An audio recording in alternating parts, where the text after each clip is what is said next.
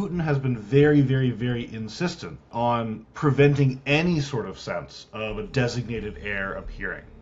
Not only is the leader in his almost middle 70s, but perhaps half of the upper tier elite are also of that age.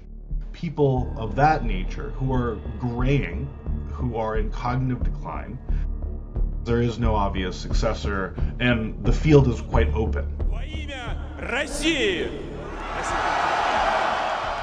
We can sometimes over-exaggerate this and say that Putin decides everything at all times, and which is of course not true, because the Russian state is a grand ecosystem of institutions and different players, but at the very, very top is Vladimir Putin, who has constructed a personalist dictatorship over this entire superstructure inherited constitutionally from the 1990s after the collapse of the Soviet Union. Russia has been an authoritarian regime that is a non-democracy for almost 30 years now, right? Since more or less Putin came into office, and he's gradually constructed this authoritarian system. However, in the last several years, especially since the onset of the Russia-Ukraine war, the system has become increasingly personalized, increasingly centered on his own person to a highly exaggerated degree, and he has essentially no constraints on his power, which is sort of a differential from earlier decades under his rule, when there was a little bit more constraint, relatively speaking. This current period is therefore quite interesting. Russia is essentially in a state of emergency. It's in a state of exception under this personalist dictatorship, in which the dictator himself is aging. He's aging, he's 73 now. He has a close inner circle, and he sits atop this complicated institutional superstructure. And we wonder right now what comes next. And what comes next might happen next year. It could happen tomorrow. It could happen in 10 years or more. It's very, very uncertain where the system goes from here. So one distinction, or one, I guess, unique aspect of many authoritarian regimes today is they mimic the formal constitutional structures of standard electoral democracies, right? So we have a constitution, it's written down. That constitution says there's an elected president, there is an indirectly elected prime minister, there's an elected legislature. In Russia, it has two houses. So this is a presidential system or a semi-presidential system. It kind of looks like the French Constitution in many ways. The Constitution was inspired by the Fifth Republic back in the 1990s when it was constructed. In addition, it has nominally an independent judiciary, right, with multiple judicial institutions. It has enumerated rights. It has a variety of the institutional structures that we would expect to see in a democracy. And that's very different from the past, right? If you look at classical authoritarian regimes from, say, the interwar period or from the Cold War, the USSR, of course, was this party state built along communist principles, which don't have these kind of institutions. They're very, very different. Or think about military juntas in sub-Saharan Africa, for example, which again have a much, much more simplified political structure. Or imagine monarchies in the Middle East. Again, very, very different institutions. What's unique about Russia, and in fact what's unique about 21st century authoritarian regimes, is that in general, they look like democracies. They just don't have the politics of democracies, right? They do not have these free and fair elections that allow for uncertain outcomes in terms of who becomes your leader, who becomes president, who gets elected into the parliament, so on and so forth, right? That uncertainty that characterizes free and fair elections, that characterizes democratic politics. Given that, Putin has used this general structure, this nominally democratic institutional structure, to capture complete and total power. The Russian president is very, very strong on paper. It always has been. Again, the French model is not dissimilar. In addition to having sort of the standard executive authorities, he also has a variety of decree powers, abilities to dismiss the prime minister, so on and so forth.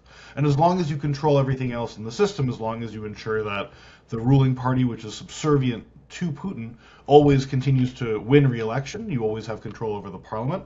Therefore, you always have control over the prime minister, so on and so forth, right? And you can then use your appointment powers to ensure that everyone is playing ball.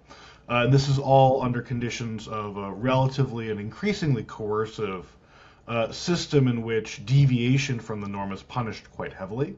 We, of course, saw this with Russia's only other real politician, Alexei Navalny, who was a major character in the 2010s and ultimately winds up in a penal colony and then killed.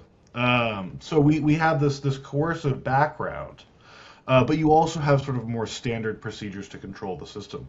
So succession in personalist dictatorships or highly personalized authoritarian regimes is always tricky. There's this general logic that you don't want to pick a successor too soon because he or she, in principle, could become a threat, an alternative source of power, someone that subordinate elites might glom onto, for lack of a better term, which would reduce your power and potentially open you up to a coup or sort of an early retirement from politics. As a result, globally, when we study authoritarian regimes, we tend to see that successors are picked relatively late or not at all, especially in highly personalized systems. Authoritarian regimes with very, very strong political parties, think China, for example, or certain other party regimes, the party is often very critical for choosing successors. And that actually adds a level of institutionalization, a level of regularity. These regimes tend to last longer. Russia is neither of those cases, and Putin has been very, very, very insistent on preventing any sort of sense of a designated heir appearing.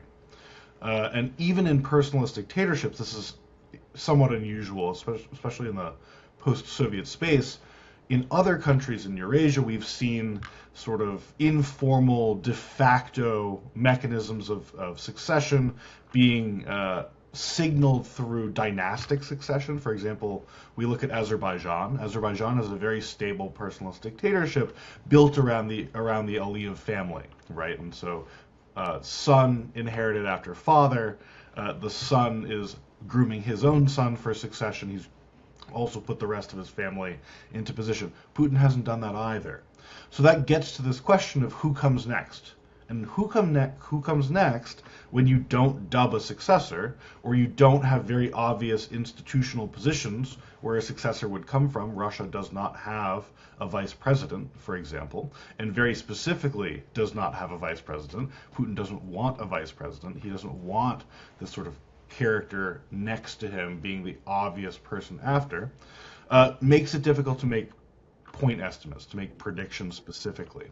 In terms of who we might predict or who we might expect, the way to think about this is through somewhat, a social science term of art called the selectorate. The selectorate is the top upper tier elites within the Russian system. Now, when we talk about elites, elites mean lots of things. They can just mean wealthy people. They can mean people in political positions. Elites number tens or hundreds of thousands of people in the Russian system. It's quite large. But upper tier elites, truly upper tier elites, decision influencing elites, that's maybe 10 or so people, right? Truly, truly important high level political players. They tend to occupy formal constitutional positions, right? They run institutions, they sit at the top.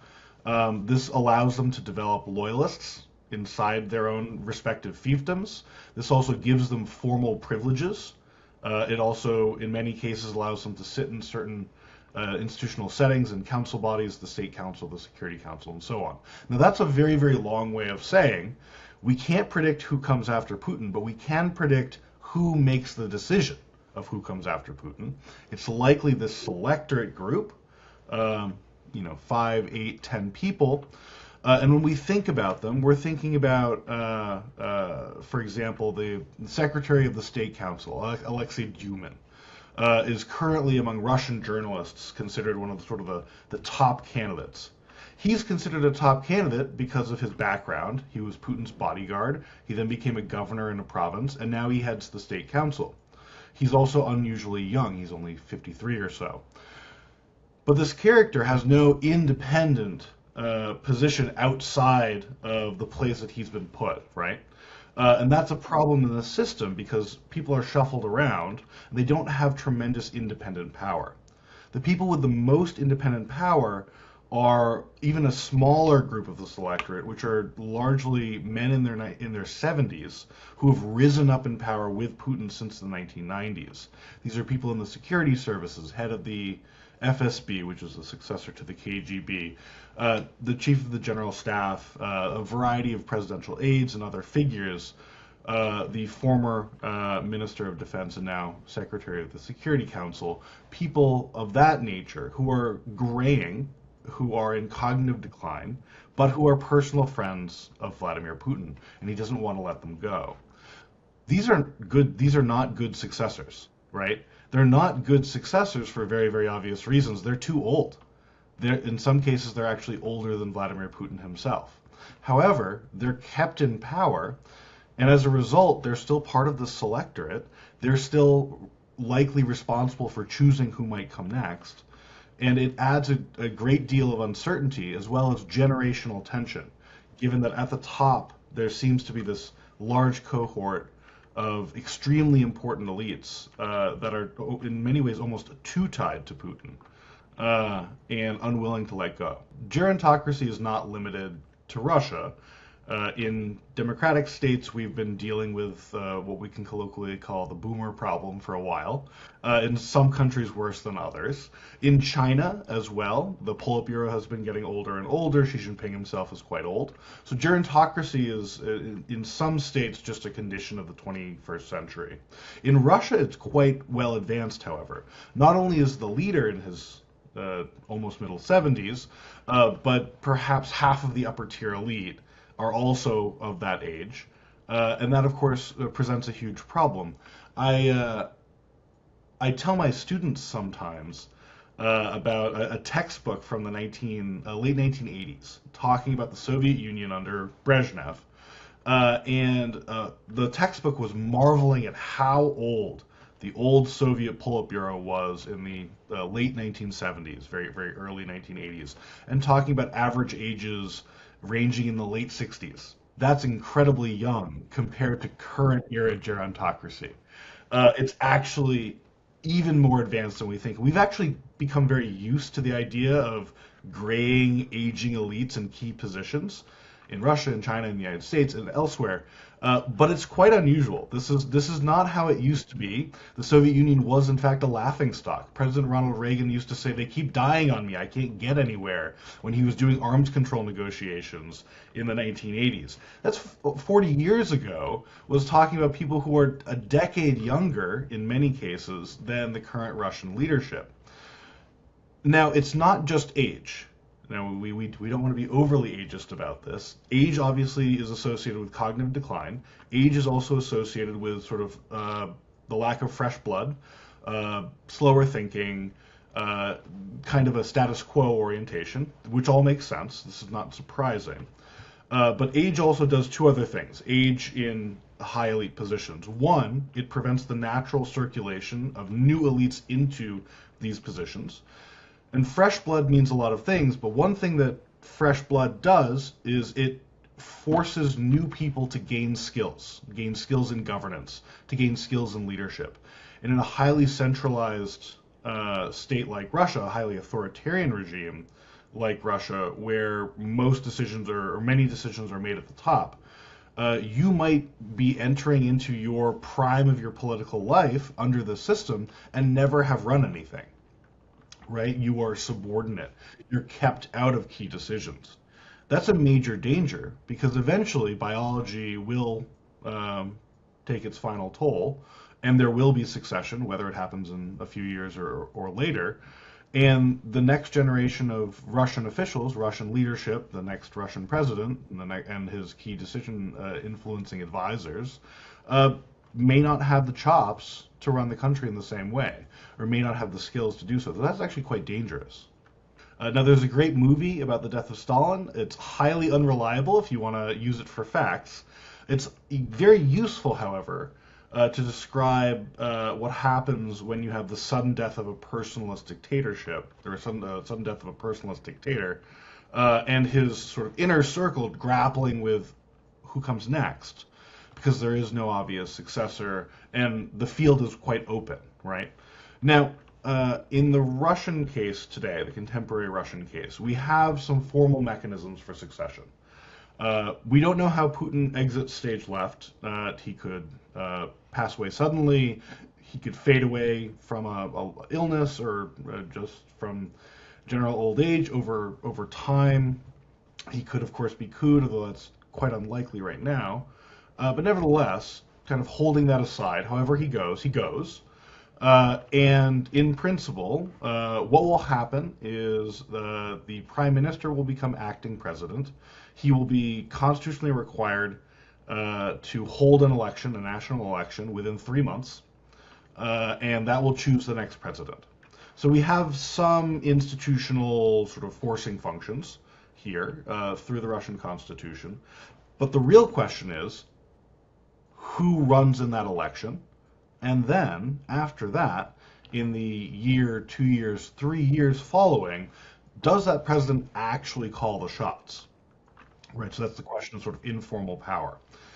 One of the reasons that the Stalinists, or the post-Stalin period is useful is that it actually takes several years for us to figure out who is going to call the shots at the end of the day. Khrushchev in the history books comes after Stalin, right? If we have our pictures of Russian leaders or Soviet leaders, that's very clean. But in reality, it's not clean at all, right? It takes multiple years. There's lots of power jockeying. There are periods where there's de facto triumvirates of Soviet politicians running the show and competing with each other quietly and running very, very classic communist bureaucratic struggle sessions against each other. And there's even sort of like agenda powers used in committees and councils in order to get to that final outcome. We won't have the same institutional structures, but we can very easily imagine whoever is chosen in that 3-month period between when Putin goes and this national election, which will surely be massaged to get the correct outcome, there's going to be lots of politics, and the final choice for president may not actually be the person who's running the show several years later. And we just don't quite know how that's going to play out. But we do know who is going to be jockeying for position. We know those key elites that sit in these constitutionally privileged offices. We know the people who are close to Putin, who have that informal gravitas associated with. And beyond that, we have to leave it up to what happens at the time when it happens.